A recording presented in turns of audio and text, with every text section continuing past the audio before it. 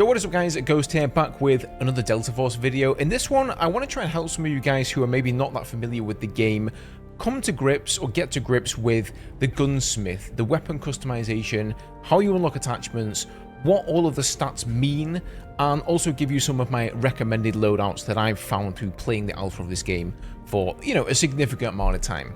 As always guys, if you do enjoy the content here, don't forget to hit that sub button up there, plenty more Delta Force and also Battlefield to come in the future. So let's just jump straight in here. So the first thing you guys need to know is how to actually upgrade your weapons. So if you come up here to loadouts, and then you go ahead and click on one of your weapons. Actually, let's not take this one because it's already fully upgraded here. Let's take the Car 15 assault rifle. You'll see there's a little button here saying level 1. If you click on that, you will then be able to click on upgrade, and you can use these weapon XP boosters. So if we click on these epic ones here, you can decide how many of them you want to use, and it will upgrade your weapon accordingly. Now, I only have one there, and if you find that you don't have any of these, after you've played a couple of games, what you need to do is click on anything in the menus that has a yellow exclamation mark on it. So, for example, we click on this, go to recruit up here, and it seems like we've completed something, even though I haven't actually played today. So let's see, what have we done? Day number 2. We get 30 points here just for entering the game. Has that actually gotten us an XP booster? No, it hasn't. But you guys get the point, right? I've already unlocked a couple of these, and I've used them on some of my weapons. Unlocking all of these boosters, there's another one there. It is a little bit weird to find them all, but the general gist of it is just click on anything that is flashing, and you should be good to go. Same thing up here, by the way. If you get any in-game mails, those will also contain rewards, so you want to make sure that you claim them. I honestly don't bother reading them most of the time. I just claim the goodies, and then I'm out of there. Then you come back to your loadouts up here, back to the Car 15 or whatever weapon you want to upgrade, and then you can just do select all. And you can see here, just those few boosters that I got, it's going to boost this weapon all the way up to level 44 and unlock a bunch of different attachments, and there are a lot of attachments in this game, so you definitely want to be making use of this system. Don't just grind the weapon out, it's going to take you forever. Okay, so with that done, how do you find the test range? Because this game actually has one of the best test range I've ever seen in any first-person shooter. So if we come back to the menus here, you're probably going to be in Havoc Warfare like me. If you hit escape and you go to Tactical Turmoil, it will actually make you play through a tutorial, a very short tutorial, but it is worth doing because once you've done that, you're going to get to the so-called black site, and then you're going to be able to access the test range and a number of other different things as well. So once you're in here, you just press tab, and it's going to spawn you into this hub area. And all you do is you run over here, where it says Tactical Warfare Unit, go through this door, go through this door, and this is going to be the firing range. And once you're in here, if you're wondering how the heck you get out, you just press escape and then click leave firing range. Now the firing range is super cool. You've obviously got these dummies set up here, but if you click on one of these screens, you can change exactly how many meters the test dummy is away from you, how much HP it has, whether it has armor, etc. So really, really cool there. As default, it's set up as like 5 meters, sorry, on that one. I think this one is 50, and this one is 100 meters, and then probably the last one there is like 150. So how do we want to upgrade our weapons? If we hit tab, you can go in any of these weapons, and by the way, just so it's crystal clear, the loadouts from Havoc Warfare, they don't save in the black site here, which is basically for hazard operations. So if you had any loadout like I have gotten here for the M4A1, if we click on modifier and go to loadout, I've made a couple in here, but these two did not carry over. You're going to have to make them yourselves. So let's just take a look at some of the modifications you can make to the weapons here, because you're going to open this up and just say, oh my god, there's like so many things I can put on this gun. You're going to click on one of these and you're going to see various stats, right? Accuracy, handling, control, stability. You're going to say to yourself, what do all of these things do? Well, actually, if you scroll down here and you click on details, this will explain to you exactly what these stats do, but I'm going to give it to you guys in shorthand. So control basically reduces the recoil. So you'll see as default here, it has a ×1 recoil multiplier. These can be reduced by putting various attachments on your weapon that give you more control. Handling is going to do what you expect. It's going to decrease your ADS speed, sprint to fire speed, and it's going to make you move faster whilst you're ADSing. Stability is actually pretty important. Whether you didn't know, you can actually hold your breath in this game, even if you don't have a sniper rifle. So that's going to increase the amount of time you can hold your breath for. It's going to decrease the sway.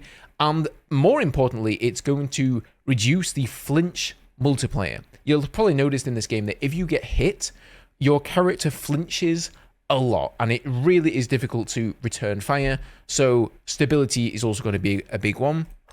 Now, you might think accuracy is super important, and you'd be forgiven for thinking that. I thought the same thing. Actually, turns out that accuracy in this game only pertains to hip fire. So, as you can see here, any attachments we have on this weapon that buff accuracy just give us a tighter hip fire spread, so we don't really want to be worrying about that for the majority of loadouts. So what do I recommend going for? Well, first of all, a couple of weapon recommendations that I'm going to give you guys. The first one is the M4A1.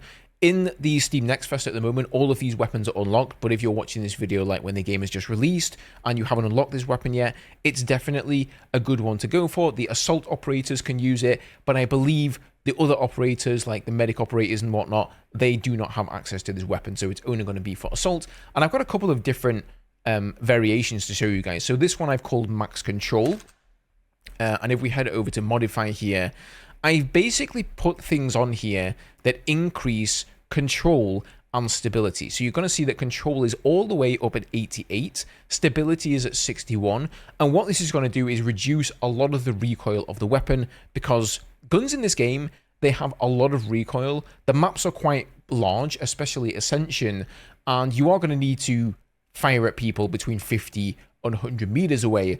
And if you have too little control, it's going to be almost impossible to hit enough shots to kill that opponent, especially if you have low stability and they return fire and you start flinching all over the place. So we're going to sort of show you guys what this looks like. We'll go over all of the attachments in a second, but it's pretty solid, right? The weapon doesn't move a hell of a lot here. That's 100 meters away right there. You're not really going to be engaging anything over 100 meters. And at those sorts of ranges, you may need to burst a little bit, but I would say this range here, between like 50 meters, maybe 60, 70 meters, you're pretty much going to be good to go with this.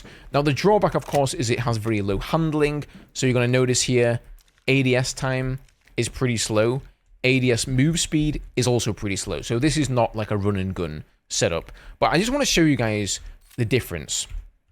So if we come back to the M4A1 here, let's see, modify loadouts, and just quickly, if we check control, and now you go in details, it will show you all of the changes that were made. So all of these attachments that I put on here, it will show you just how much it's reduced all of these recoil multipliers. In this case, down to 0.31 instead of 1 times.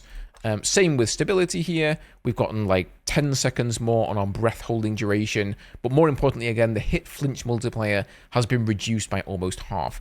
But then if we go to the handling, it gives you the exact ADS time, movement speed, all that sort of stuff in milliseconds, which I think is fantastic. And I really think all games, including Battlefield, should be implementing something like this. So let's go ahead and change to this secondary build here, which is called Max Handling. So this is sort of the opposite, right? This is going to have very quick ADS, very good ADS move times, but not great stability or control. And I think you guys are going to see the difference. So you can tell that there is just a lot more shake here. You would be forgiven for thinking it was like screen shake. It's not just screen shake, like, you can actually reduce that multiplier. It's not just visual recoil. And I recommend that you guys have a play around with these two loadouts. Also, I'm going to show you how I can share these loadouts with you. And how you can share loadouts with your friends as well, if you're not sure how this works. So, if you come back in here and you go to loadout, and let's say you've made a loadout, and you click here on share loadout, and we go to share loadout once again, you can then copy this string here, and I'm going to post these builds for you guys down in the description. So if you unlock all of the attachments for the M4A1, you can just go instead of going to share, you're going to go to import loadout, and then you copy this string that I will leave in the description of this video, put it on import loadout there, and you should have the exact same loadout that I have here. I'm going to put both of these loadouts for the M4A1 so you can just try around, you know, feel free to mix and match whatever you want. I kind of prefer going for the max control just because the maps are so large in this game. Even the smaller map, it's, you know, you really don't get many CQB firefights in that either way. So I do like to err on the side of control and stability rather than like the maximum handling. Now, I am going to post one other weapon for you guys as well. Let's have a look here. It is a rifle, and I recommend this one if you like to play as a medic. As I said, you don't get the M4A1 for the medic class. So, where is it? I think it's all the way at the bottom. It's the K416. This is a really nice assault rifle here. Let's actually go and put my loadout on it, though. So, modify, loadout. Yeah, so this is kind of a good mixture between control and handling, because this is a little bit more of a short-ranged assault rifle than some of the others like the M4A1. So it's, you know, it's not that unwieldy, but it has a pretty high rate of fire. So it's not going to have quite the same range as the M4A1, but since the M4A1 isn't available as the medic, this is a really, really solid weapon as well. If you guys want some other recommendations, let's go take a look at rifles.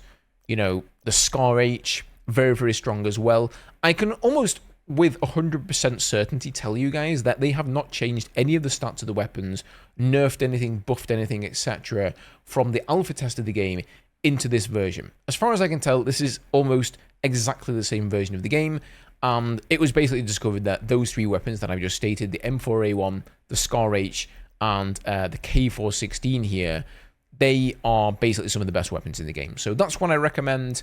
Let me know if you want another video going over even more weapons and giving additional recommendations, because I can totally do that as well. But yeah, I just thought I'd put this out there. I know a lot of you guys already know about the Gunsmith and how it works, but for anybody who didn't play the alpha test and you're just jumping in, hopefully this was helpful.